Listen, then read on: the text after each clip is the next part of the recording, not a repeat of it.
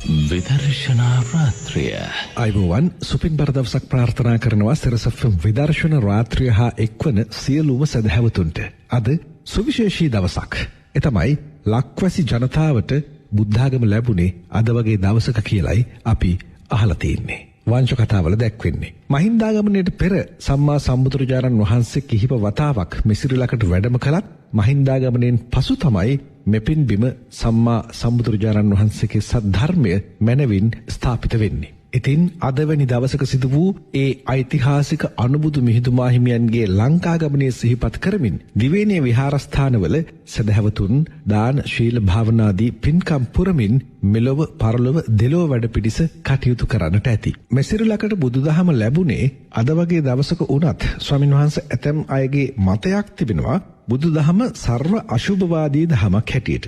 ස්වාමීන් වහන්සේ සැබවින්ම බුදුදහම යනු සර්ව ශුභවාදී දහමක් වන ආකාරය අපට පැහැදිලි කර දෙන්න ස්වාමීන් වහන්සේ. අද මේ සුන්දර පොසොන් පුර පසළොස්වක පෝය දවසේ මේ සුන්දර රාත්‍රියේ විදර්ශනා රාත්‍රිය වැඩසටහන උදෙසා පින්වත්මයා මුලින්ම මා වෙත යොමු කරපු ප්‍රශ්නය උනේ සමහර පින්වතුන්ලා හඳුන්වනවා මේ උතුම් බුදුදහම අසුභවාදී දහමක් කියලා. ජනතාවට දුක ගැනම කියන, ජනතාවට තුෂ්ණාව ගැනම කියන, ජනතාවට සුගතිය ගැනම කියන, ජනතාවට සතරාපායක් ගැන කියන මෙන්න මේ අසුභ දහමක් කියන කාරණය සමහර පින්වතුල්ලා තුළ තියෙනවායි කියන කාරණය. සත්තකින්ම බුදුදහම අසුභ දහමක්ද සුභ දහමක්ද කියන කාරණයයි මහත්මයා ප්‍රශ්නයක් හැටියට යොමු කළේ. මහත්තයෝ අදවැනි දවසක තමයි මිහිඳු මහෝත්තමයාණන් වහන්සේ ඇතුළු ඒ ආර්ය මහා සංඝරත්නය මේ රටවල වැඩම කරලා මේ ශාසන දායාදයන් අපේ රටේ ජනතාවට ලබලා දෙන්නේ. ඒ නිසා මිහිඳු මහෝත්තමයාණන් වහන්සේ අපේ අදවැනි දවසක මේ පුණ්‍ය භූමියට වැඩම කරන්න පෙර ආතුව මේ රටේ සිංහල බෞද්ධ කියලා පිරිසක් හිටියේ නෑ. මිහිඳු මහෝත්තමයාණන් වහන්සේ වැඩම කිරීමට පෙර ආතුව මේ රටේ ජීවත් වුණේ සිංහලයින් පමණයි. බෞද්ධ කියන අර්ථයක් තිබ්බේ නෑ. නමුත් මිහිඳු මහෝත්තමයාණන් වහන්සේ මේ රටේ මේ උතුම් චතුරාර්ය සත්‍ය ධර්මයන් දේශනා කරලා ඒ වගේම මේ රටේ සංඝ සමාජය ඇති කරලා ඒ තුලින් තමයි සිංහලයා සිංහල බෞද්ධයෙක් බවට පත් වුණේ. ඒ නිසා මේ සිංහල බෞද්ධයා කියන්නේ ඔබ මේ සුන්දර රාත්‍රියේ විදර්ශනා රාත්‍රිය ශ්‍රවණය කරන සිංහල බෞද්ධ පින්වතෙක් නම් ඔබ තේරුම් ගන්න ඕනේ සිංහල බෞද්ධයා කියලා කියන්නේ මිහිඳු මහෝත්තමයාණන් වහන්සේගේ සද්ධර්මයේ ලෙයින් උපන් දරුවන්නේ කියන කාරණය. ඒ නිසා මිහිඳු මහෝත්තමයාණන් වහන්සේ අපිට දේශනා කළේත් ලෞතුරා බුදුරජාණන් වහන්සේ අපිට දේශනා කළා තියෙන්නේ උතුම් චතුරාර්ය සත්‍ය. එච්චරයි. ඒක හොඳින් තේරුම් ගන්න ඕන. වෙන දහමක් බුදුරජාණන් වහන්සේ අපිට දේශනා කළා නැහැ. නමුත් චතුරාර්ය සත්‍ය ධර්මය විග්‍රහ කරලා දෙන්න, චතුරාර්ය සත්‍ය ධර්මය වඩාත් නිවැරදිව අපේ ජීවිතවලට එකතු කරලා දෙන්න බුදුරජාණන් වහන්සේ සූත්‍රගත ධර්මයේ අප්‍රමාණ ධර්මයන් අපිට දේශනා කළා තියෙනවා. ඒ සූත්‍රගත ධර්මයේ තියෙනා වූ ධර්මයන් අපේ ජීවිතවලට දරා ගන්න, ඒ දරාගත්තා වූ ධර්මයන් අවබෝධයන් බවට පත් කරගන්න අවශ්‍ය ඉන්ද්‍රිය සංවරය උදෙසා බුදුරජාණන් වහන්සේ විනය කාරණා සීලයට අදාළ ධර්මතාවයන් අපිට දේශනා කළා තියෙනවා. එහෙමනම් බුදුරජාණන් වහන්සේ දේශනා කොට වදාළ මේ 84000ක් සියලු ධර්මස්කන්ධය අවසාන ඉලක්ක කරන්නේ උතුම් චතුරාර්ය සත්‍ය ධර්මය දැකීමට නැත්තං අවබෝධ කිරීමට. ඒ නිසා කවුරුන්නෝ කියනවා නම් බුදුදහම කියන්නේ අසුභවාදී දහමක්, අපිට සතුටු වෙන්න එපා, අපිට විනෝද වෙන්න එපා, අපිට ලස්සන්ට ජීවත් වෙන්න එපා, අපිට දුක ගැන මතක් කරලා දෙන දහමක් කියලා එතන තමයි අසුභ දහමක් බවට පත්වෙන්නේ. ඒ නිසා බුදුදහම කියන්නේ සර්ව සුභවාදී දහමක්, මනුස්සයාට යහපත කියලා දෙන, මනුස්සයාට කුසලය කියලා දෙන, මනුස්සයාට පින ගැන කියලා දෙන, ඒ වගේම මනුස්සයාට සුගතිය ගැන කියලා දෙන, ඒ වගේම මේ සියලු ධර්මතාවයන්ගේ අනිත්‍යභාවය සෝවාන් සකු르දාගාමි අනාගාමි අරිහත් මේ දුකේ නිරෝධය කියලා දෙන උත්තරීතර සුභවාදී දහමක් තමයි මේ ලෝතුරා බුදුරජාණන් වහන්සේ දේශනා කළා උතුම් ධර්මය. බුදුරජාණන් වහන්සේ නමක් ලෝකෙට පහළ වුණේ මීදු මහෝත්තමයාණන් වහන්සේ අපිට දේශනා කළේ මේ උතුම් චතුරාර්ය සත්‍යය. මේ චතුරාර්ය සත්‍යය අවබෝධ කරන්න ඉස්සෙල්ලා. චතුරාර්ය සත්‍යයත් සමග මේ උතුම් සම්මා සම්බුද්ධ රාජ්‍ය අවබෝධ කරගන්න ඉස්සෙල්ලා. ඒ කියන්නේ විමුක්තිය සාක්ෂාත් කරගන්න ඉස්සෙල්ලා යම් උත්තමේ සාක්ෂාත් කරගන්නා වූ ධර්මතාවයක් තියෙනවා. ඒ ධර්මතාවය තමයි ඥාන දර්ශන කියලා කියන්නේ. ආර්යෂ්ටාංගික මාර්ගය හැටියට අපි ගත්තොත් ආර්යෂ්ටාංගික මාර්ගයේ 8 වෙනි මාර්ගාංගය සම්මා සමාධිය. ඒ සම්මා සමාධිය තුලින් ඇති කරගන්නා වූ සමාධිමත් හිත උපයෝගී කරගෙන ඒ උත්තමීන් වහන්සේලා සම්මා ඥානයන් ඇති කරගත්තා. ලෞතුරා බුදුරජාණන් වහන්සේ වේවා රහතන් වහන්සේ නමක් වේවා උන්වහන්සේලා ඒ උතුම් විදර්ශනාත්මක අවබෝධයන්ට පැමිණීමට පෙරාතුව අනිවාර්යයෙන්ම ලෞකික ඥානයන් වන චුතූපපාත ඥානයන් పూర్වේ නිවාසානුස්සති ඥානයන් ඇති කරගන්නවා. එතකොට పూర్වේ නිවාසානුස්සති ඥානයන් තුලින් චුතූපපාත ඥානයන් තුලින් උන්වහන්සේලා දකිනවා මේ ජීවත් වෙන සත්වයා මැරිලා නැවත උපදින්නේ කොහෙද කියලා දකිනවා. මේ උපදින සත්වයා පෙර ජීවිතේ හිටිය කොහෙද කියන කාරණය දකිනවා. ඒ වගේම මේ ඉපදිලා ජීවත් වෙන යම් සත්වයෙක් මිනිස්සෙක් යම් දුක්ඛ දෝමනස්යන් පීඩාවන්ට පත්වෙද්දී මේ දුක්ඛ දෝමනස්යන් ජරා ව්‍යාධි මරණ වලට හේතු වුණා වූ පෙර අකුසල් මොනවාද කියන කාරණය චුතූපපාත ඥාන పూర్වේ නිවාසානුස්සති ඥාන තුලින් ඒ උත්තමයින් දකිනවා. එහෙම දැකලායි බුදුරජාණන් වහන්සේලා සංසාර බය සංසාර ගැඹුර සංසාර දුර දැකලා අතීත රහතන් වහන්සේලා ඒ සංසාර බය සංසාර දුර සංසාර ගැඹුර දැකලා තමයි සම්මා ඥානයන්ගේ ශක්තියෙන් උන්වහන්සේලා නිරතුරුවම විමුක්තිය සාක්ෂාත් කරගන්න. ඒ නිසා නිරතුරුවම බුදුරජාණන් වහන්සේ සම්මා සම්බුද්ධ රාජ්‍ය අවබෝධයට පෙරාතුව චුතූපපාත ඥාන పూర్වේ නිවාසානුස්සති ඥානයන් ලැබුවා. ඒ චුතූපපාත పూర్වේ නිවාසානුස්සති ඥානයන් තුලින් සත්වයා මැරෙන උපදින තැන් නුවණින් දැක්කා. ඒ වගේම මේ මනුස්ස ලෝකේ වේවා මේ භවත්‍රේ ජීවත් වෙන යම් සත්වෙක් ජරා ව්‍යාධි මරණ ශෝක පරිදේවයන් දුක්ඛ දෝමනස්යන්ට පත් වෙනවා නම් ඒවාට සාංසාරිකව බලපාන කුසල් සහ අකුසල් උන්වහන්සේලා නිරතුරුවම දැක්කා. දැකලා තමයි උන්වහන්සේලා සංසාර බය සංසාර ගැඹුර සංසාර දුර නුවණින් දැකලා මේ භවත්‍රය කෙරේ පංච උපාදානස්කන්ධ ලෝකයේ කෙරේ තෘෂ්ණාව පහ කරලා තෘෂ්ණාව නිරෝධය කරලා උතුම් චතුරාර්ය සත්‍ය ධර්මය අවබෝධයත් සම්මා සම්බුද්ධ රාජ්‍ය අවබෝධයත් ලබන්නේ. එහෙමනම් බුදුරජාණන් වහන්සේ නමක් මේ ලෝක ධාතුවට මේ උතුම් ධර්මයන් දේශනා කරන්නේ මේ උතුම් චතුරාර්ය සත්‍ය ධර්මය දේශනා කරන්නේ කාගෙන්වත් අහලා නෙමේ. පොතකින් පතකින් බලලා නෙමේ. ගුරුවරයෙක්ගෙන් ඉගෙනගෙන නෙමේ. උන්වහන්සේලා මේ උතුම් ධර්මයන් දේශනා කරන්නේ තමා තුලින්ම මේ සත්වයා මැරෙන ඉපදෙන තැන් දැකලා ඒවැයි විඳින්නා වූ දුක් දැකලා තමයි බුදුරජාණන් වහන්සේ මේ ධර්මයන් අපිට දේශනා කළා තියෙන්නේ. ස්වාමීන් වහන්සේ ඔබ වහන්සේ මනාව ඒ කාරණේ අපට විග්‍රහ කරමින් සිටියා.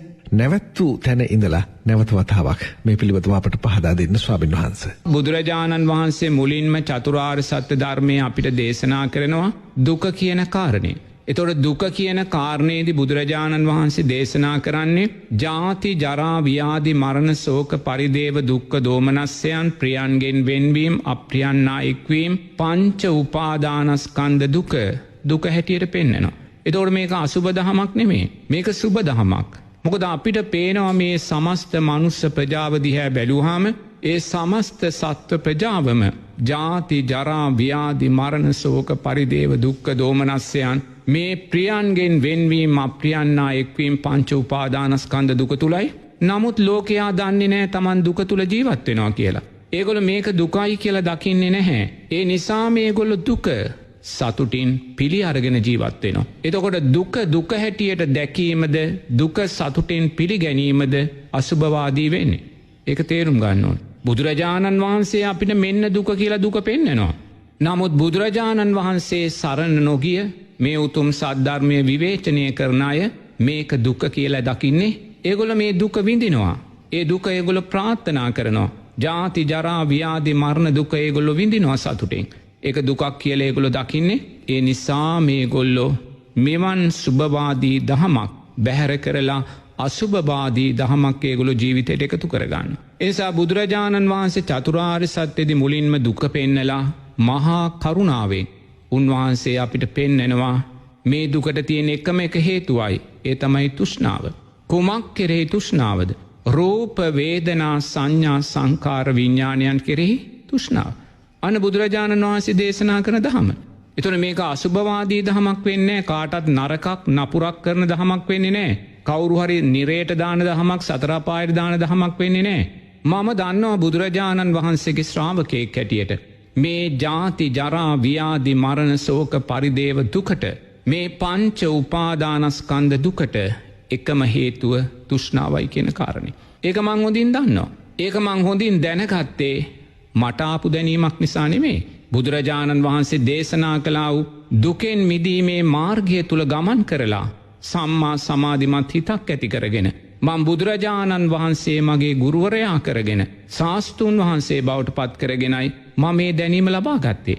මම බුදුරජාණන් වහන්සේගේ ශ්‍රාවකයෙක් හැටියට මට ඇඳුම් නිසා සකස් වෙන තෘෂ්ණාවක් නැහැ. දැන් පින්වත් මහත්මේලා නෝනලා හොඳින් බලන්න ඔබලාට ඇඳුම් නිසා සකස් වෙන කොච්චරනම් තෘෂ්ණාවක් තියනවද? ඇඳුම් නිසා සකස් වෙන කොච්චරනම් දුකක් තියනවද? ඔබ තෘෂ්ණාවෙන් ඇඳුම් ගත්තොත් ඒ ඇඳුම් දුර්වල වෙලා යනකොට නැති වෙනකොට අහිමි වෙනකොට දුර්වල වෙනකොට ඔබ දුකටපත් වෙනවා. ඒතකොට දැන් බුදුරජාණන් වහන්සේගේ ශ්‍රාවකයෙක් හැටියට මට ඇඳුම් නිසා සකස් වෙන්නා වූ දුකක් නැහැ. ආහාර නිසා මට සකස් වෙන්නා වූ දුකක් නැහැ. මම පාත්‍රයේ අරගෙන පිණ්ඩපාතේ වඩිනවා. නැත්තං ආරාධනා දානකට වඩිනවා. මට දෙන දේ මං වළඳනවා. ප්‍රත්‍යක්ෂාවෙන් ඒ දේත් වළඳන්නේ. ඒ නිසා මට ආහාරය නිසා සකස් වෙන දුකක් නැහැ. දැන් ඔබේ හෘද සාක්ෂියට තට්ටු කරලා අහන්න ඔබේ ආහාරය නිසා ඔබ කොච්චරනම් දුක ඇති කරගන්නවද කියලා. ඔබ කැමති ආහාර අහිමි වෙනකොට, ඔබට කැමති ආහාර ලබා ගන්න බැරි වෙනකොට, ගන්න ආහාර දුර්වල වෙනකොට, ඒ ආහාර නිසා රෝගාබාධයන් නැති වෙනකොට ඔබ දුකටපත් වෙනවා.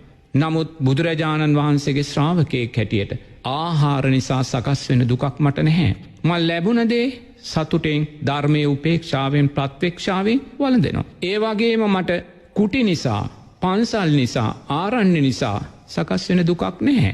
මට ලයිට් බිල කියලා ප්‍රශ්නයක් නැහැ. මට ටෙලිෆෝන් බිල කියලා ප්‍රශ්නයක් නැහැ. මට ජල බිල කියලා ප්‍රශ්නයක් නැහැ.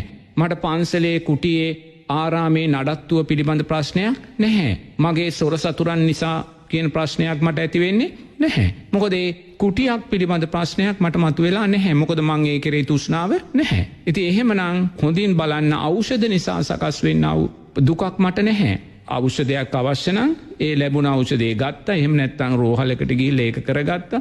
එහෙම නැතුව ඖෂධ නිසා සකස් වෙන ඒවා තැම්පත් කරගෙන, ඒවා ගොඩ ගසාගෙන, ඒවා තෘෂ්ණාවෙන් අයිති කරගෙන, තෘෂ්ණාවෙන් බලාපොරොත්තු වෙලා ඇති කරගන්නා වූ දුකක් මට. එහෙනම් දැන් බුදුරජාණන් වහන්සේ මේ ශ්‍රාවකත්වයේ කොතෙන්ද දරන් ඇවිල්ලා තියෙන්නේ? දුක තුනී කරන තැනට, දුක නැති කරන තැනට, දුක අවම කරන තැනට. එහෙනම් මේක අසුබ දහමක්ද? අසුබ දහමක් නෙමෙයි. මේ බුදුරජාණන් වහන්සේ මේ දේශනා කරලා තියෙන ලෝකේ සර්ව සුබ දහමක්. එනිසා ඔබට අවශ්‍ය නම් චතුරාර්ය සත්‍ය ජීවිතයට එකතු කරගත්ත තැනදී ඔබට කවදාක්වත් ආහාර නිසා සකස් වෙන දුකක් ඇති වෙන්නේ නැහැ. ඔබ ලද දෙයින් සතුට වෙන කෙනෙක් වෙනවා. ඔබ මධ්‍යම ප්‍රතිපදාව තුල ජීවත් වුණ කෙනෙක් වෙනවා. ඔබ කර්මය කර්මඵල විශ්වාසයට අදාළව ඔබ හිතන්න ගන්නවා. ඔබට හෙට දවසේ පොල් සම්බෝලයි බතුයි කන්න ලැබෙන්න පුළුවන්. ඔබ පොල් සම්බෝලයි බතුයි කෑවත් ඔබ කවදාක්වත් ධර්මයේ උපේක්ෂාවෙන් තමයි ඒ පොල් සම්බෝලයි බතුයි කන. ඔබ කවදාක්වත් ගැටෙන්නේ නැහැ. ඇයි මේ මිනිස්සුયો බුරියානි කද්දී ඊට වඩා රසවත් දේවල් කද්දී මට පොල් සම්බෝලයි බතුයි කන්න ලැබුණේ කියලා ඔබ ගැටෙන්නේ නැහැ. ඇයි ඔබ චතුරාර්ය සත්‍ය තුළ ජීවත් වෙනවා. ඔබට කර්මයේ කර්මඵල විශ්වාසය තියෙනවා. ඔබ දන්නවා මට පොල් සම්බෝලයි බතුයි කන්න වෙ සිද්ධ වුණේ මම සංසාරේ පොල් සම්බෝලයි බතුයි තමයි අනුන්ට කන්න දීලා තියෙන්නේ. මන් දානෙට දීලා තියෙන්නේ පොල් සම්බෝලයි බතුයි එන දේ මට. ඒ නිසා ඔබ පොල් සම්බෝලයි බතුයි කන්න අකමැති නම් ඔබ මොකද කරන්නේ? ඔබ වඩාත් ශස්ත්‍රීක ආහාරයන් උදෙසා ඔබ දන් දෙනවා. කන පොල් සම්බෝලයි බතුනුයි කොටසක් දන් දෙනවා. එතකොට දැන් මේ මාර්ගයනේ බුදුරජාණන් වහන්සේ අපිට කියලා තියෙන්නේ. එතකොට මේක සර්ව අසුභවාදී දහමක්ද? නැහැ. ආදී දිහා බලන්න කොයිසා ප්‍රශ්න ගැටලු කම්කටොළු නැති බැරි කෙනා ප්‍රශ්න තුල ජීවත් වෙනවා. තියෙන කෙනා තියෙන දේ ආරක්ෂා කර ගැනීම උදෙසා දුක් විඳිනවා. ඒවා අහිමි වෙනකොට දුක් විඳිනවා. අහිමි වෙයි කියලා දුක් විඳිනවා. සොර සතුරු බය නිසා දුක් විඳිනවා. එතකොට තියෙන කෙනාත් නැති කෙනාත් දෙන්නාම පංච උපාදානස්කන්ධ දුක තුල ජීවත් වෙනවා. එහෙනම් මේ දුකෙන් මිදෙන මාර්ගයයි බුදුරජාණන් වහන්සේ ඔබලාට දේශනා කරන්නේ. එතකොට මේ දුකෙන් මිදෙන මාර්ගය දේශනා කරන වෙන ශාස්ත්‍රුන් වහන්සේ කෙනෙක් ලෝකේ නැහැ. භවත්‍රේ මට තාත්තා කෙනෙක් නොවෙච්ච, මට අම්මා කෙනෙක් නොවෙච්ච, මට බිරිඳක්, මට සාම්පුරුෂයෙක් නොවෙච්ච, මට දුවෙක්, පුතෙක්, මුණුබුරෙක්, මිනිබිරියෙක් නොවෙච්ච, මට ඥාතියෙක් නොවෙච්ච කෙනෙක් මේ ලෝක ධාතුවේ නැහැ කියලා. ඒ කියන්නේ මේ ලෝක ධාතුවේ ජීවත් වෙන මේ භවත්‍රේ ජීවත් වෙන සෑම සත්වයක්ම පටිච්ච සමුප්පන්නව මගේ ඥාතියෙක් කියන කාරණය ලෞතුරා බුදුරජාණන් වහන්සේ දකිනවා චුතූපපාත పూర్වේ නිවාසානුස්සති ඥානයන් තුලින්. එහෙම දැකලයි උන්වහන්සේලා තුල මේ මහා කරුණා ගුණය සකස් වෙන්නේ. තමන්ගේම අම්මාට කියනවා වගේ, තමන්ගේම තාත්තාට කියනවා වගේ, තමන්ගේම ලෙයින් උපන් දරුවාට තමාගේම බිරිඳට කියනවා වගේ මේ සමස්ත ලෝක ධාතුවේ සත්වයින්ටම මේ චතුරාර්ය සත්‍ය බුදුරජාණන් වහන්සේ මේ ආකාරයෙන් අපිට පැහැදිලි කරලා දෙන්නේ. මේ සියලු සත්‍යෝ පටිච්ච සමුප්පන්න මගේ ඥාතීන් කියන කාරණය දන්න නිසාමයි. නමුත් එවැනි දැක්මක් අපිට තිබ්බද? එවැනි දැක්මක් අන්න සාස්තුන් වහන්සේලාට තිබ්බද? එහෙම තිබ්බේ නැහැ. බුදුරජාණන් වහන්සේ දුක කියන කාරණේ තමා තුලින් පෙන්නලා, දුකට හේතුව තෘෂ්ණාව කියන කාරණේ තමා තුලින් පෙන්නලා, දුක නැති කරන්න නම් තෘෂ්ණාවයි නැති කළ යුත්තේ කියන කාරණේ තමා තුලින් පෙන්නලා, හතරවෙනි කාරණේදී බුදුරජාණන් වහන්සේ පෙන්නනවා දුක නැති කිරීමේ, තෘෂ්ණාව නැති කිරීමේ මාර්ගය ආර්ය අෂ්ටාංගික මාර්ගයයි කියලා. එච්චරයි. බුදුරජාණන් වහන්සේ මේ චතුරාර්ය සත්‍ය දේශනා කළා තියෙනවා. ඔබලාට කාටවත් බුදුරජාණන් වහන්සේ බල කරන්නේ නීතියක් පනවල නැහැ. ඔබලාට අනිවාර්යයෙන්ම පන්සල් එන්න ඕනේ, මේ චතුරාර්ය සත්‍ය ජීවිතයට ගන්න ඕනේ, මේ ධර්මයේ තුල ඉන්න ඕනේ, තෙරුවන් සරණ යන්න ඕනේ කියලා බුදුරජාණන් වහන්සේ අපිට වේවැලක් අතේ තියාගෙන මේ පනවල නැහැ. ඔබලාට පන්සල් ආවේ නැහැ කියලා දඬුවම් පනවන නැහැ. නමුත් බුදුරජාණන් වහන්සේ ලෝකේ ඇත්ත ඇති සැටියෙන් දේශනා කළා තියෙනවා. එච්චරයි. මේක බුදුරජාණන් වහන්සේගේ දහමක් නෙමෙයි. මේ ලෝක දහම. මේ ලෝක දහම කල්ප සියක් කෝටි ප්‍රකෝටි ගාණක් ඈතක ඉඳන් ලෝකයේ ස්වභාවය. එහෙනම් ඒක අසුභවාදී දහමක්ද? නමුත් එවන් සුන්දර දහමක් මේ ලෝකයේ යථා ස්වභාවය ඇති සැටියෙන් මතු කරලා දෙද්දී එවන් ඇත්ත දහමක් කෙනෙක් අසුභවාදී දහමක් කියනවා නම් ඒ කෙනාගේ වරදක් නෙමෙයි ඒක. හොඳින් තේරුම් ගන්න ඕනේ. කවුරු හරි කියනවා නම්, චෝදනා කරනවා නම් බුදුරජාණන් වහන්සේගේ මේ උතුම් දහම අසුභවාදී දහමක් කියලා, ඒකට එකම හේතුව තමයි ඒ කියන පුද්ගලයා දීර්ඝ කාලයක් අබුද්ධෝත්පාද කාලවල ඉපදිච්ච කෙනෙක්. දීර්ඝ කාලයක් මිත්‍යා දෘෂ්ටික භාවයේ තුල ගත කරපු කෙනෙක්. දීර්ඝ කාලයක් කල්යාණ මිත්‍ර ආශ්‍රයෙන් තොර අසත්පුරුෂ ආශ්‍රයන් ලැබපු, එච්චරයි. වෙන දෙයක් නෙමෙයි. සංස්කාර පත්‍ය විඥාන. සංස්කාරයන්ට අදාළව දැනීම් සකස් වෙනවා. ඒකෙන් අදහස් වෙන්නේ ආ දීර්ඝ කාලයක්, කල්ප ගාණක් වෙන්න පුළුවන්. සතර අපායන්ට වැටිලා, මිත්‍යා දෘෂ්ටික භාවයන්ට වැටිලා, പ്രേත ලෝකවල නිරයන්ට වැටිලා, කල්ප ගාණක් දීර්ඝ කාලයක් සත්පුරුෂ ආශ්‍රයක් ලැබලා නැහැ. කල්යාණ මිත්‍ර ආශ්‍රයක් ලැබලා නැහැ. ආර්යයන් වහන්සේලා ඇසුරු කරලා නැහැ. ආර්ය ධර්මයක් ශ්‍රවණය කරලා නැහැ. මිත්‍යා දෘෂ්ටික භාවයන් තුලම ජීවත් වෙලා. මිත්‍යා දෘෂ්ටික භාවයන් තුලම ජීවත් වෙලා මෙවන් සුන්දර දහමක් ලෝකෙට විවෘත කරලා තියෙද්දි ඒ දහමේ ඇත්ත ඇති සැටියෙන් දකින්නේ නැහැ. බුදුරජාණන් වහන්සේ මෙච්චර පැහැදිලිව පෙන්නනවා. මේ බලන්න මේ ලෝකයේ දිහා. මේ හැම සත්වෙක්ම ජාති ජරා ව්‍යාධි මරණ තුල නේද ජීවත් වෙන්නේ. මොනසා සත්වයා දුක් විඳිනවද? අද සමාජයේ දිහා බලන්න. අවුරුදු 10 දරුවත් අසනීපේ, අවුරුදු 5 දරුවත් අසනීප වෙලා, 2 දරුවත් අසනීප වෙලා, මව් කුසේ ඉන්න දරුවත් අසනීප වෙලා, තරුණ වයසේ, මධ්‍යම වයසේ, වැඩිහිටි වයසේ ජාති ජරා ව්‍යාධි මරණ වලින් ලෝකය පිරීලා. එතකොට මේ ජාති ජරා ව්‍යාධි මරණ ශෝක පරිදේව දුක්ඛ දෝමනස්යන් ප්‍රියන්ගෙන් වෙන්වීම, අප්‍රියන්නා වෙක්වීම, පංච උපාදානස්කන්ධ දුක මේ ඇස් ඉදිරි පිට පුන පුනා අපිට පෙනෙද්දී, පුන පුනා අපිට කියද්දී අපි ඒක අසුබ දහමක් කියලා අපිට බුදුරජාණන් වහන්සේ කොතනකවත් දේශනා කළා නැහැ. ඒක චතුරාර්ය සත්‍ය මුල්ම ආර්ය සත්‍යය. මේ දුක බුදුරජාණන් වහන්සේ අපිට මතු කරලා පෙන්නනවා. මේ දුකට හේතුව තෘෂ්ණාවයි කියන කාරණේ බුදුරජාණන් වහන්සේ මතු කරලා පෙන්නුවේ ඇයි? මහා කරුණාවෙන්.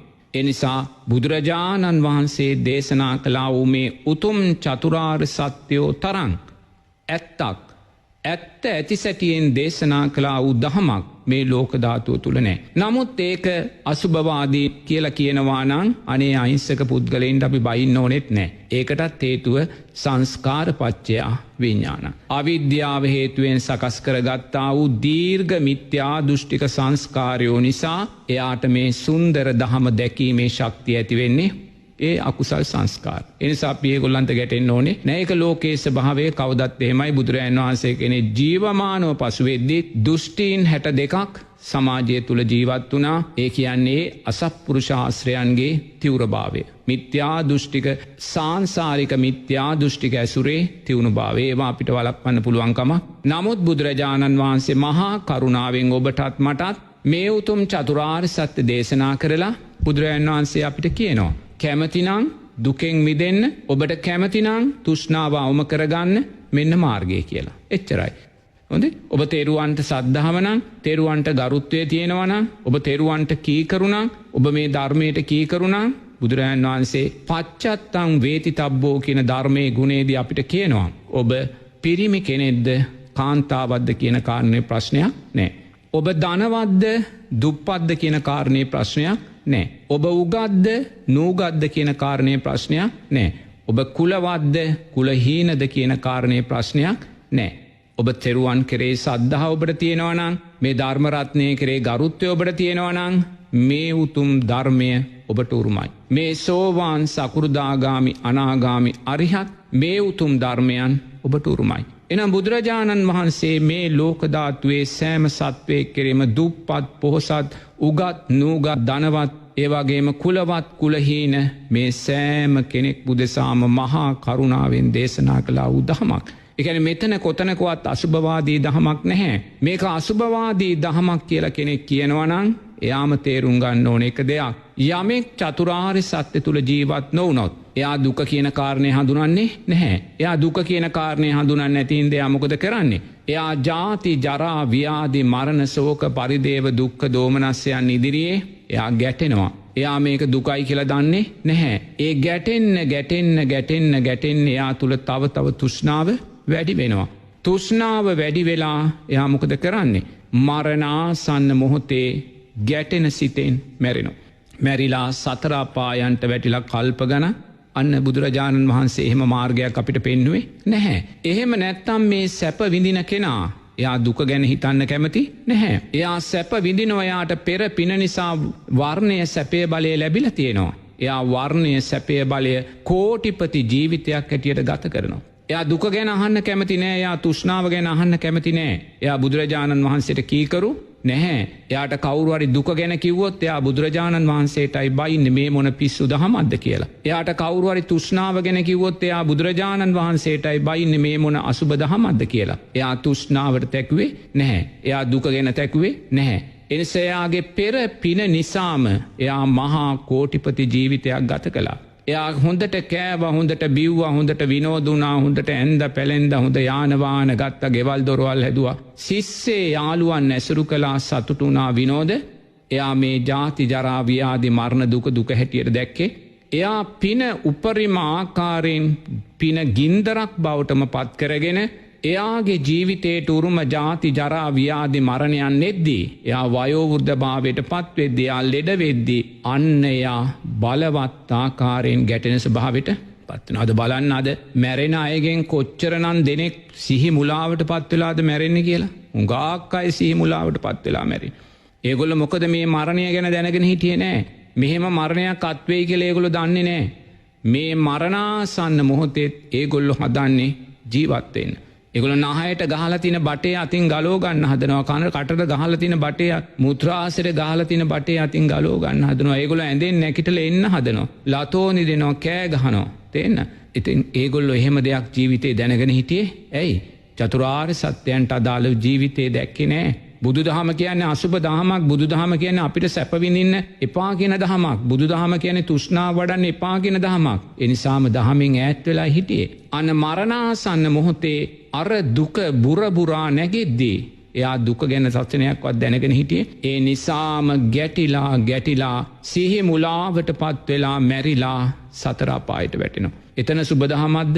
එතන සුබදහමක් නෙමේ. ඒක මේ ලෝක ධාතුවේ තියෙන අන්තම අසුබම දහම. අද සමාජයේ ආරෂ්ඨාංගික මාර්ගය තුල වේගෙන් දුර්වල වෙනවා. කැමති නෑ ආරෂ්ඨාංගික මාර්ගයට. මොකද චතුරාර්ය සත්‍ය ජීවිතයට එකතු කරගන්න කැමති නෑ. මොකද එතන දුක තියෙනවා, එතන තෘෂ්ණාව ගැන කියනවා. ඒ නිසා මම බුදුරජාණන් වහන්සේගේ ශ්‍රාවකෙක්. මම ආර්යෂ්ඨාංගික මාර්ගය තුලයි ජීවත් වෙන්නේ. සම්මා දිට්ඨිය මා ළඟ තියෙනවා. සම්මා දිට්ඨිය තියෙන නිසා මන් තෙරුවන් කෙරෙහි සද්ධාව ඇති කරගෙන ඉන්නේ. ධර්ම රත්නය කෙරෙහි, සංඝ රත්නය කෙරෙහි සද්ධාව ඇති කරන්. ඒ නිසා මට දුක අවමයි. ඒ නිසා මන් දන්නවා බුදුරජාණන් වහන්සේගේ අනන්ත වූ ගුණයන් පිළිබඳ ඒක මට සැකයක් නැහැ. ඊළඟට මට විචිකිච්ඡාවක් නැහැ. මන් දන්නවා මිහිඳු මහෝත්තමයාණන් වහන්සේගේ උතුම් ගුණයන් පිළිබඳ ඒකන සැකයක් මට විචිකිච්ඡාවක් නැහැ. ඒ වගේමයි ධර්ම රත්නයේ ගුණයන් ගැන මන් දන්නවා. ධර්මයේ ස්වක්කාතයි. ධර්මයේ බුදුරජාණන් වහන්සේ සරලව දේශනා කළා තිනවා. මේ ගැඹුරු පංච උපාදානස්කන්ධ ධම සරලව බුදුරජාණන් වහන්සේ දේශනා කළා තිනවා. මේ ධර්මයේ මේ ජීවිතේ දකින්න පුළුවන්, ගැටලුවක් නැහැ.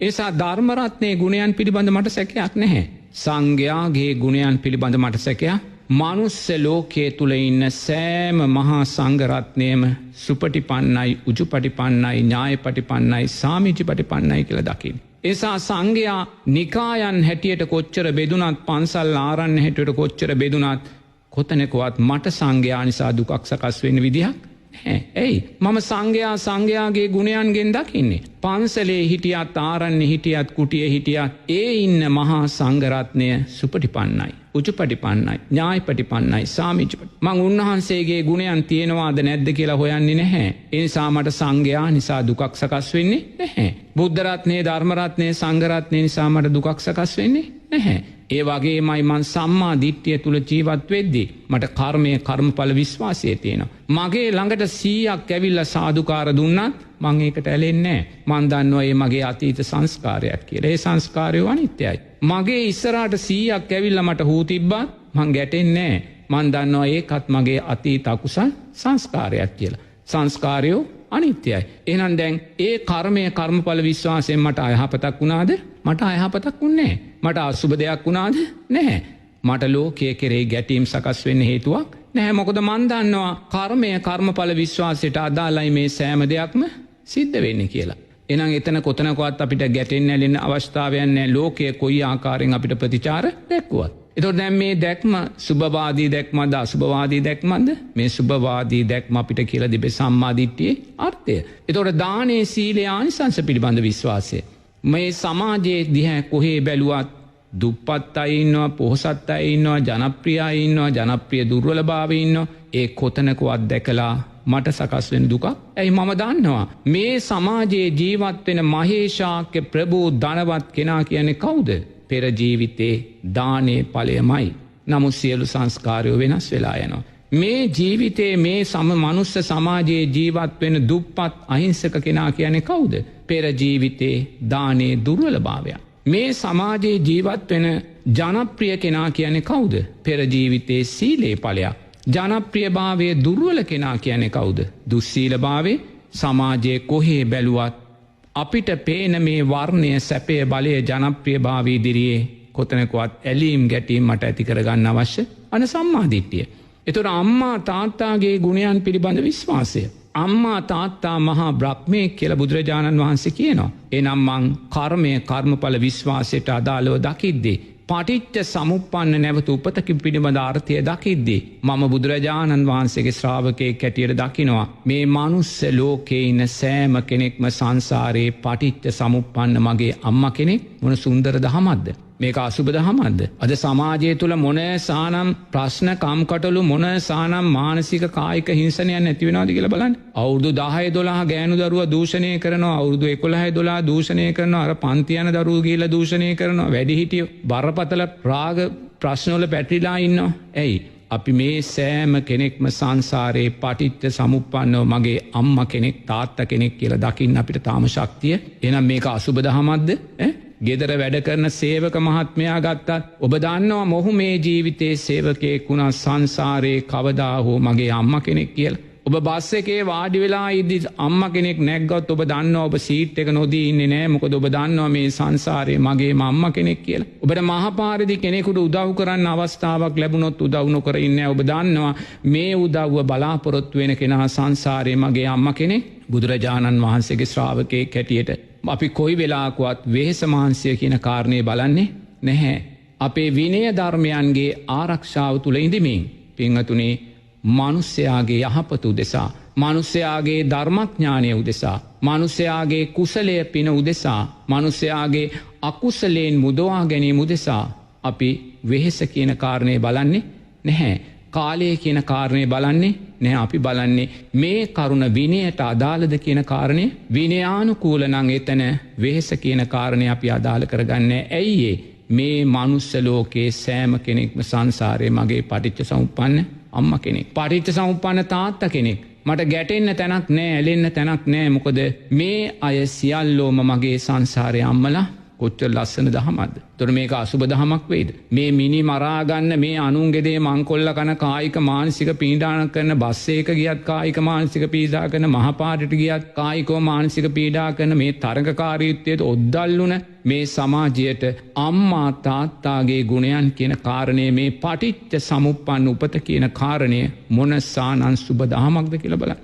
එතකොට මේ සම්මා දිට්ඨියේ ඕපපාතික සත් උපත බුදුරජාණන් වහන්සේ අපිට කියනවා ඕපපාතිකව ඉපදෙනවා දෙවියෙක් ඉපදෙනවා බ්‍රහ්මයෙක් ඉපදෙනවා ප්‍රේතෙක් නිරිසතෙක් අසුරයෙක් ඉපදෙනවා. අනේ මම නම් කවදාක්වත් ඕපපාතික පෙරේතෙක් භූතෙක් යක්ෂයෙක් නිරිසතෙක් වෙන්නේ මොනසා සුන්දර දහමක්ද? කවුදෝක කියලා දෙන්නේ? ඔය ධර්මයේ නොදන්න නිසා මේ අය මැරිලා ඕපපාතිකව ප්‍රේතෙක් යක්ෂයෙක් යකෙක් යකින්නක් වෙලා උප්පත්තිය ලැබ. ඕකයි හැබැයි දහම. බුදුරජාණන් වහන්සේ සම්මා දිට්ඨියට පස්සේ සම්මා සංකප්ප දේශනා කරනවා.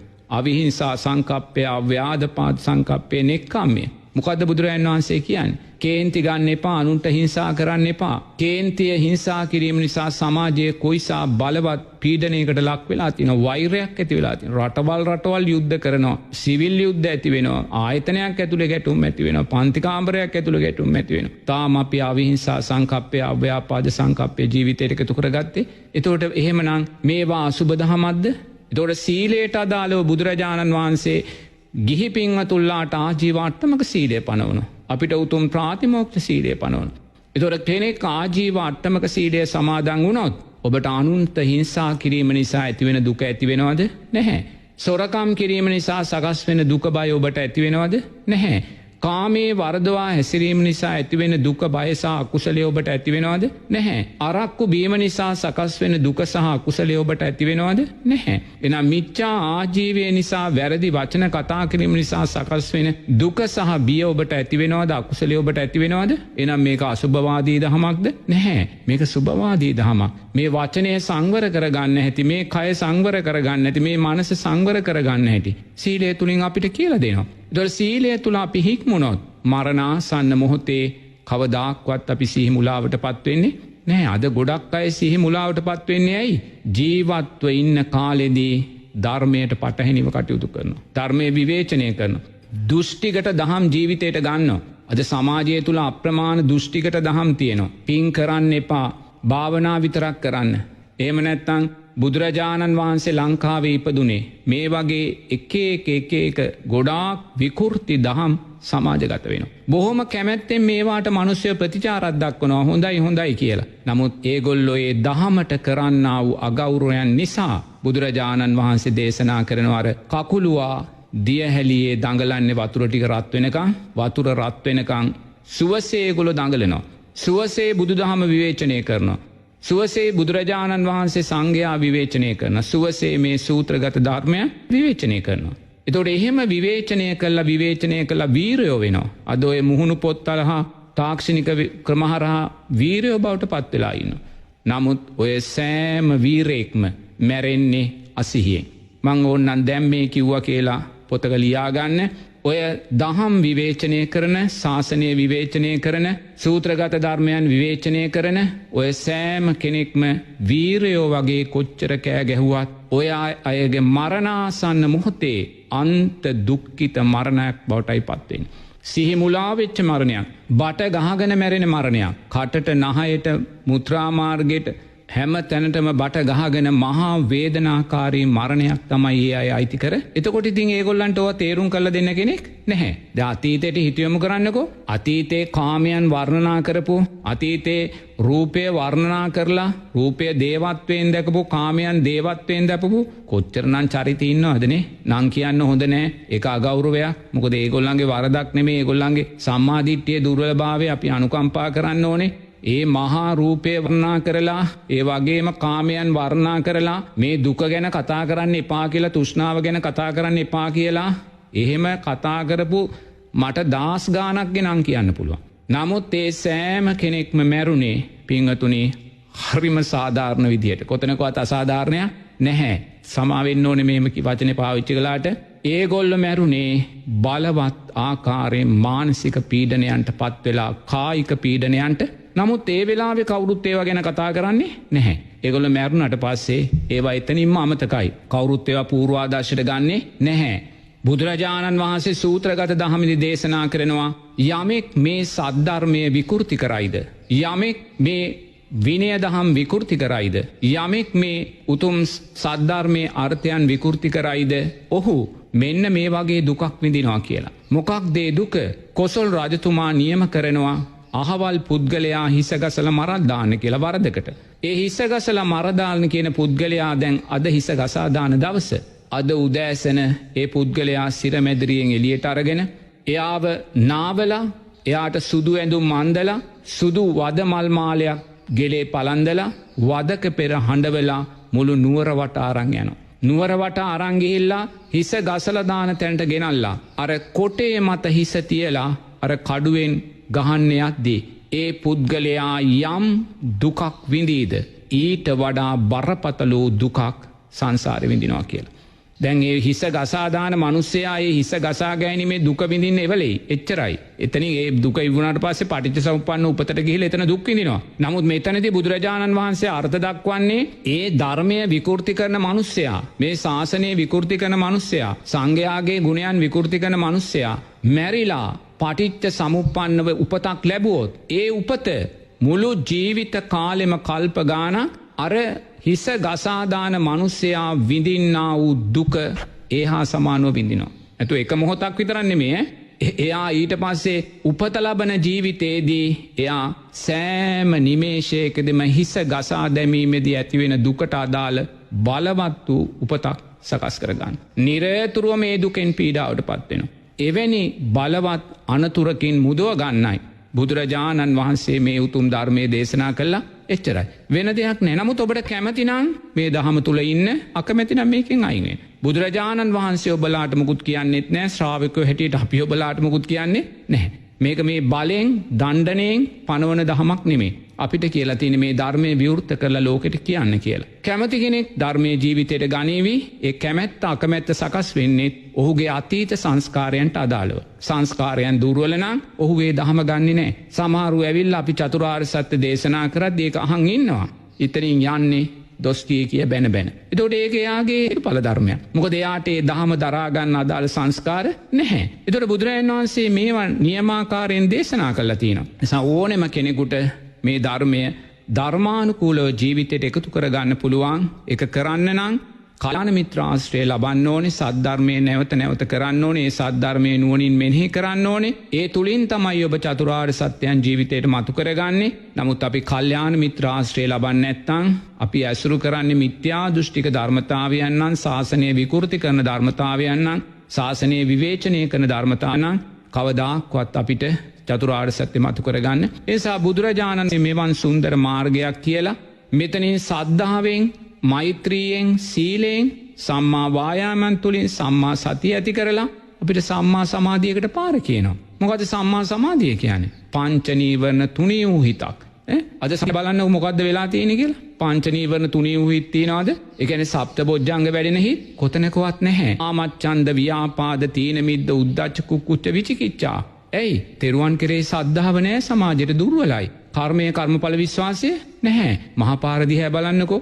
අද මහපාරදිහැ බැලුවොත් අපි මොකක්ද දකින්නේ. උත්සවයකට යන්න මගුල් ගෙදරකට යන්න සාදයකට යන්න මොනවද අපි දකින්නේ. කාමත් ඡන්දයන්ගෙන් පිරුණු ලෝකයක්. ඇඳුම් පැළඳුම් මොලින් මෝස්තර කරණයෙන් අද මහපාරකට ගියොත් රාගසිතක් ඇති කරගන්න තුවනම් මනුස්සෙක් එන්නේ නැහැ. රූපය දේවත්වයෙන් දකිමින් රූපය දිව්‍ය ඕජාවක්සේ විඳිනවා. හිතන්නේ මේක අසූචි ගොඩක් මේ වහගෙන ඉන්නේ. මුත්‍රා ගොඩක් මේ වහගෙන ඉන්නේ. සෙම් සොටු ගොඩක් මේ වහගෙන ඉන්නේ.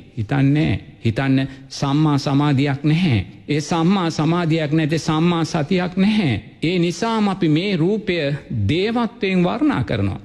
දිව්‍ය ඕජාවක්සේ විඳිනවා. ඇඳුමෙන් පැළඳුමෙන් අද සමාජයේ දිහා බලන්න මටම විග්‍රහ කරන්න යන්න ඕනේ. කොහේ බැලුවත් අපි දකින්නේ රාගය උපද්දවන රූප. ඇයි ඒගොල්ලෝ දකින්නේ අනේ මට මේ සුන්දර රූපයක් ලැබුණ හේතුඵලයක් නිසා. මට මේ සුන්දර රූපයක් ලැබුණේ පෙර ජීවිතේ මං පින් කරපු නිසා. පෙර ජීවිතේ මං මල් පූජා කරලා බෝමලු අතුගාලා මේ අනුන්ට මෛත්‍රී කරලා අප්‍රමාණ මල් පූජා කරලා මේ පිනේ ඵලයෙන් මේ සුන්දර ලස්සන ජීවිතය ලැබුණේ කියලා දකින්නේ. ඒ නිසා මේ ලස්සන ජීවිතය උදෙසා ඒගොල්ලෝ මොකද කරන්නේ? ලස්සන ජීවිතයට කාමච්ඡන්දයන්ගෙන්ම පෙරලා උපකාර කරනවා. ලස්සන ජීවිතයට ඔබ කාමච්ඡන්දයන්ගෙන් නෙමේ පෙරලා උපකාර කළ යුත්තේ. ඔබ ලබන ලස්සන ජීවිතයට ඔබ නොගැලපෙන ඇඳුම් ඇඳලා අඩනිරුවත් ඇඳුම් ඇඳලා කාලට ඇඳුම් ඇඳලා තුන් කාලට ඇඳුම් ඇඳලා ලෝකයා තුල කාමයන් ඉස්මතු කිරීම නෙමේ ඔබ කළ යුත්තේ. ඔබ තේරුම් ගන්න ඕනේ. බුදුරජාණන් වහන්සේගේ දහම ජීවිතයට එකතු කරගත්තා නම් මේ ਸਰව සුභවාදී දහම ඔබ ජීවිතයට එකතු කරගත්තා නම් ඔබ දකිනවා මේ ලස්සන රූපය ලැබුණේ පෙර සීලය නිසා, පෙර මෛත්‍රිය නිසා, පෙර දානය නිසා. ඒ නිසා මම මේ ලස්සන රූපය දානයටයි උපකාරක ධර්මයන් සකස් කොට දෙන්නේ. සීලයටමයි උපකාරක ධර්මයන් සකස් කොට දෙන්නේ. මෛත්‍රියටමයි උපකාරක ධර්මයන් සකස් කොටගෙන. මගේ මේ රූපය යමෙක් දැක්කොත් මම ඔහුට නික්ලේශී හැඟීමක්මයි මම ඇති කරගන්නේ. පුතේ එවැනි දැක්මක් අද සමාජයේ නැහැ. එවැනි දැක්මක් සමාජය තුල නැහැ කියලා අපිට සමාජයට දොස් කියන්න බෑ. ඇයි? අඩ නිරුවතෙන් පාරේ ගියත් තුන් කාලක් නිරුවතෙන් පාරේ ගියත් මම දකින්නේ මේ සංසාරේ මගේ අම්මා කෙනෙක්. මේ සංසාරේ මගේ තාත්තා කෙනෙක්. මේ සංසාරේ මගේ දුවෙක්. ඒ නිසා ගැටෙන්න අවශ්‍ය නැහැ. ගැටෙන්න අවශ්‍ය නැහැ. ඒ නිසායි අපි මේ තවත් ධර්මයන් දේශනා නැත්නම් මටත් අවශ්‍ය නැහැ මේ ඇවිල්ලා විදර්ශනා රාත්‍රියට පන්සිල් මල්ලුවට බණ කියන්න. ඒම අවශ්‍ය නැහැ. නමුත් ඇයි මේ කියන්නේ? අනේ මේ අකුසල් කරගන්න ජනතාව, මේ කර්මය කර්මඵල විශ්වාසයෙන් බැහැරට යන ජනතාව, මේ ධර්මයේ අර්ථයන්ගෙන් බැහැරට යන ජනතාව පටිච්ච සමුප්පන්නව අපේ මම්මලා, පටිච්ච සමුප්පන්නව අපේම දරුවෝ, පටිච්ච සමුප්පන්නව මමම දසමාසයක් කුසේ හොයාගෙන මමම කිරි දුන්න දරුවෝ. එනිසා ඒ දහම අපිට කියලා දෙන්නේ මේ උතුම් බුදු දහමයි. නමුත් මේ දහම තේරුම් ගන්න අපිට තාම සම්මා සමාධිය නැහැ.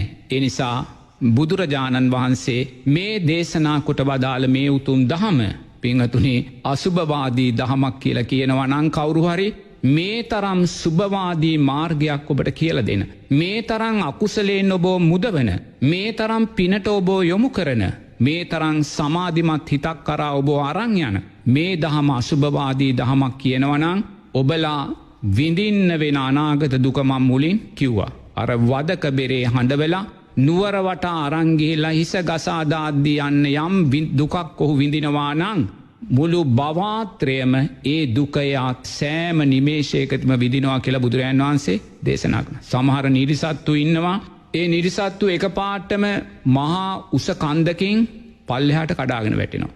ඒ කඩාගෙන වැටෙද්දී ඒ නිරිසතා අර කන්දේ තියෙන ගල් වලට හැපිලා පෙරලිලා කැඩිලා කුඩු වෙලා තමයි බිමට වැටෙන්නේ. හොඳට තේරුම් ගන්න. ආයිමත් ඒ නිරිසතා එතනින් කුඩු වෙලා මැරිලා අර ගල උඩම ඉපදෙනවා උපපාතිකව. මේ සුන්දර භවත්‍රයේ සිදුවීම. ඒ නිරිසතාම දැන් වැටුණා ගල උඩිනම් වැටෙනවා පල්ලෙහාට. දෙබොක්කාවල් වගේ දිනන විශාල ලොකු හෙල් වගේ. එතකොට අර නිරිසතා ඉපදෙන්නේ අර ගල උඩ ඕපපාතිකව. ඕපපාතික විතර නිරිසතා එකපාරටම පල්ලෙහාට වැටෙනවා. වැටෙද්දී අර වැටෙන වේගෙට ඒ නිරිසතා අර ගල් වල දෙපැත්ත කැඩිලා වැදිලා මේවා වෙලා කුඩු වෙලා මැරිලා තමයි පල්ලෙහාට වැටෙන්නේ. ආයිමත් නිරිසතා ගිහිල්ලා අර ගල උඩම ඉපදෙනවා. ආයිමත් අර නිරිසතා ඒ විදිහටම පින්වතුනි ඔය දුක කල්පයක් විඳින්න වුණොත් අන්න බුදුරජාණන් වහන්සේගේ උපමාවේ ඇත්ත. හිස ගසා ගන්න යන මිනිස්සෙක් ඒ හිස ගසා දාන මොහොතේ යම් දුකක් කායිකව මානසිකව විඳීද ඒ දුක ධර්මය විකෘති කරන කෙනාට අයිති. අයිති කියන්නේ එක මොහොතකට නෙමේ. ඒ මොහොතේ හිස ගසාදාන මොහොතේ අයිති වෙන දුක මුළු භවාත්‍රයේ මේ දුක විඳිනවා. මේ කියන දහමෙන් ඔබ තේරුම් ගන්න ඕනේ ඔය ශාසනයේ දුර්වල කරන අය ගැන නෙමේ. ඒ ගැන හිතන්න යන්න ඕනේ. ශාසනයේ විවේචනය කරන අය ගැන නෙමේ. ඔබ හිතන්න ඕනේ ඔබ ගැන. එච්චරයි.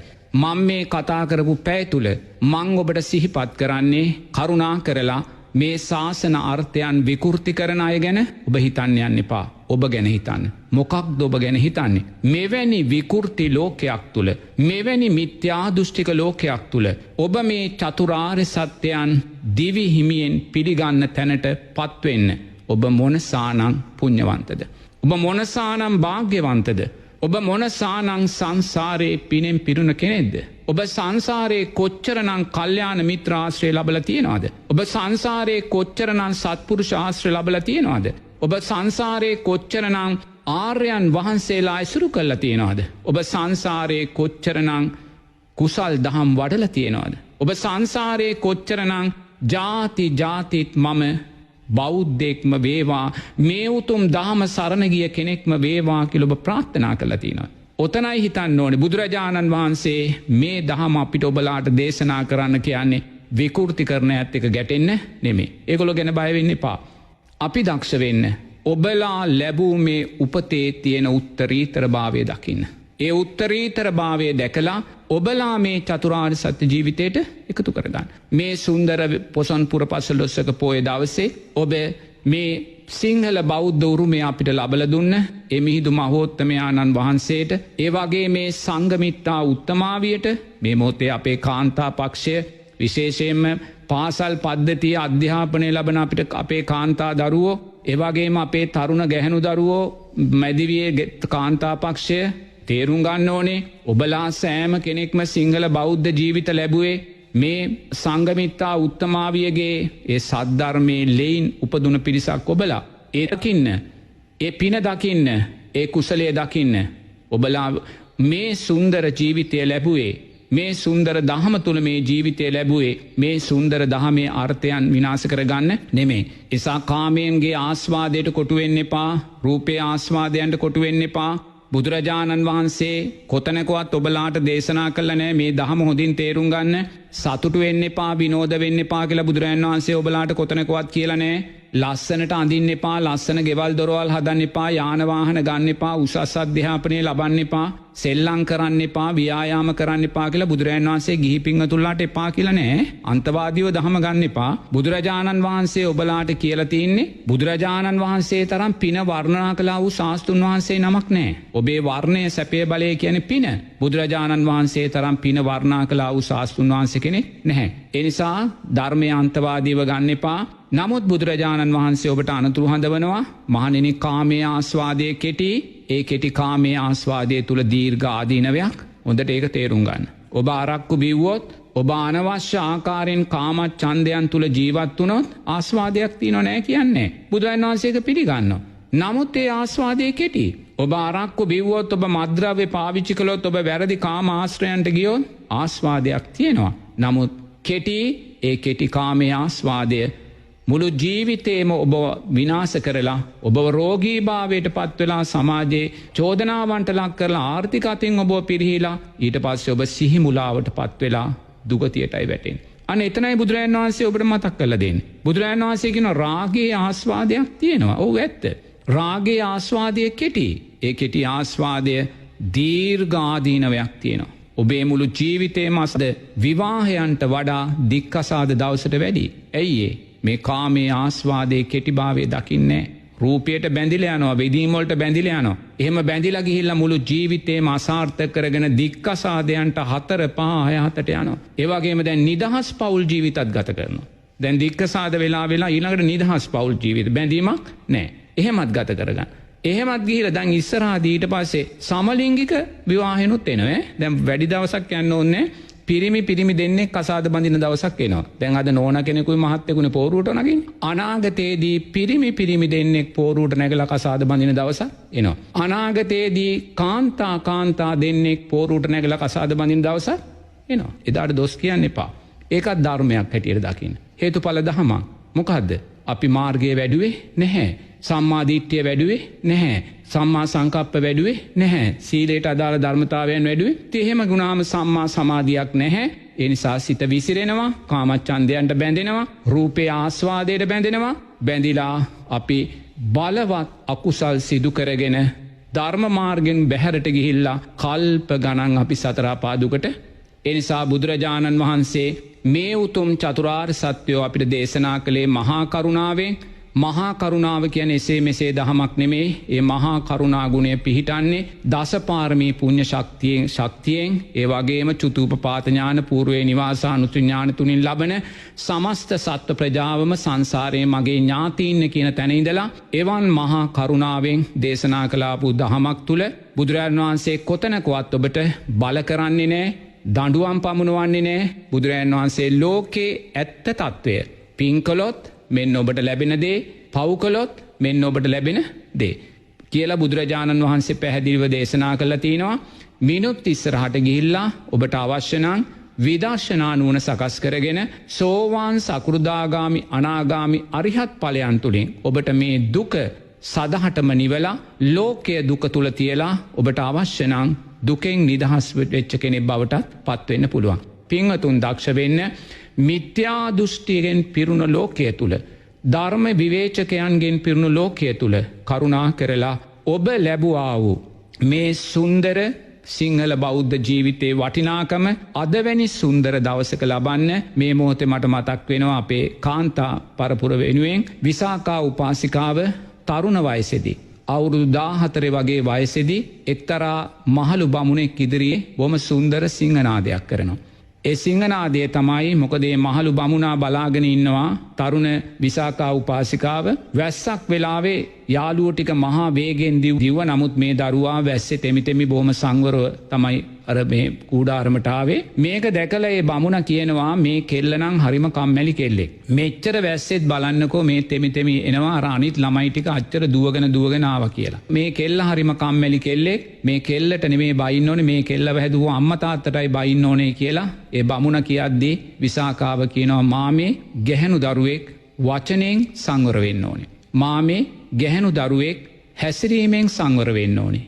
මාමේ ගැහැණු දරුවෙක් ඇඳුමෙන් පැළඳුමෙන් සංවර වෙන්න ඕනේ. මාමේ මේ වගේ නෙමේ, මේ වගේ වැසි 100ක් වැස්සත් මගේ සංවරභාවය මම බිඳගන්නේ විසාකාවගේ සිංහනාදයක්. බලන්නේ තරුණ වයසේ අවුරුදු 14ක් වගේ වයස ඇති ඒ කාලේ විසාකාවට. ඒතකොට බලන්නේ විසාකාවේදා එවන් සුන්දර වූ සිංහනාදයක් එනං අද දවසේ ඒ සුන්දර ධර්මයේ ජීවමානව තියෙනවා. ඒ නිසා ඔබටත් පුළුවන් එවන් සිංහනාද නගන දුවෙක් බවට, කාන්තාවක් බවට පත් වෙන්න. නමුත් අපි සමාජය තුල අහන්නේ එවැනි සිංහනාද නෙමෙයි. එවැනි සිංහනාද නෙමෙයි. ඒ නාදවලට මං කියන වචනේ කියන්නේ හොඳ නෑ, ඒක අගෞරවයක්. පහුගිය දවසකෙත් මං දැක්කා බොහොම කලාවට සම්බන්ධ නොවන කෙනෙක් කියලා තිනවා මට ලස්සන රූපයක් ලැබුණේ ලෝකෙට පෙන්වන්න. එච්චරයි. ඒ නිසා මං ඒක පෙන්නනවා. හරි විසාකාවගේ සිංහනාදයක් ඔය නාදයක් අතර තියෙන පරතරය මේ සුන්දර දවසේ සිහියට නගාගෙන ඔබ දක්ෂ වෙන්න. සංඝමිත්තා උත්තමාවියගේ ලෙයින් උපන් පින්වත් ඔබලා ඒ සංඝමිත්තා උත්තමාවියට ආත්ම ගරුත්වය ලබා දෙන ජීවිතයක් ගත කරන්න කියන කාරණය මේ සුන්දර රාත්‍රියේ ඔබලාට සිහිපත් කරනවා. තෙරුවන් සරණයි. විදර්ශනා රාත්‍රිය ශ්‍රවණය කළා වූ පින්වතුල්ලා සියලු දෙනාට නිදුක් නිරෝගී සුවපත්භාවය දීර්ඝායුෂ උතුම් චතුරාර්ය සද්ධර්මය දැකීමට මේ පින් උත්තම ධර්ම දානමය පිනක් වෙන්න කියලා මෙසිතින් ආශිර්වාද කරනවා. ඒ වගේම ඒ උත්තරීතර මහා නායක ස්වාමින් වහන්සේලා ඇතුළු සියලුම වන්දනීය මහා සංඝරත්නයටත් මේ පින් නිදුක් නිරෝගී සුවපත්භාවය දීර්ඝායුෂ උතුම් චතුරාර්ය සද්ධර්මය දැකීම අවබෝධයට උත්තම ශක්තියක් වේවා. කල්යාණ මිත්‍රභාවයෙන් උපකාරක ධර්මයන් සකස් කර දුන් පින්වත් සාරද මහත්තයාටත් පින්වත් චන්දන මහත්තයාටත් ඒ වගේම සිරස ප්‍රධානී සජිත් රත්නායක මහත්මයා ඇතුළු කාර්ය මණ්ඩලයේ සියලුම පින්වතුන්ලාටත් මේ උතුම් ධර්ම දානමය පින් නිදුක් නිරෝගී සුවපත්භාවය දීර්ඝායුෂ උතුම් චතුරාර්ය සද්ධර්මය දැකීමට මේ පින් උත්තම ශක්තියක් වේවා. සියලු දෙනාට දීර්ඝායුෂ සැලසේවා. තෙරුවන් සරණයි.